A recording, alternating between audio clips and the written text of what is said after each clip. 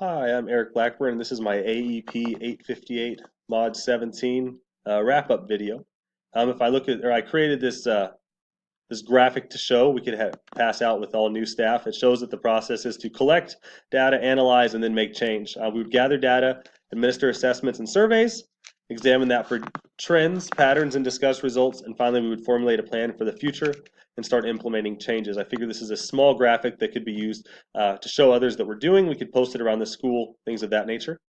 A more in-depth one we could use and show that would kind of explain the process is, as far as collecting, we would collect demographic data from enrollment and other sources concerning race, free and reduced lunch, ELL, mobility.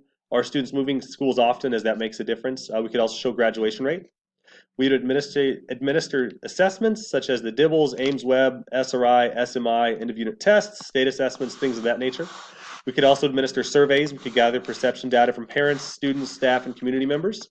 We'd analyze the data to see what is improving, what is stagnant, what is declining, what changes are needed within the classrooms, departments, buildings, and district as a whole. And finally, we'd make changes. What are we changing? What do we hope to see as a result? Does our vision align with the school improvement plan and school vision? What are teachers, buildings, and district goals going to change? This is an ongoing process. This process will be followed by all aspects of school improvement. As staff becomes more accustomed to the process, it will begin to be more naturally and not feel so scripted or structured as we move towards that culture of data throughout the building. Administration will set leadership teams to help to keep the focus on students, but also give the teachers the power to facilitate needed change. Data discussion, guiding questions. What is the source of the data? What subgroups are showing growth? What subgroups are not showing growth? What is leading to growth for some groups but not others? What is leading to the non-growth students' struggles? How do we reach them? And are there extenuating circumstances, i.e. attendance, things of that nature? And you can see there's blanks where answers to those questions could be provided.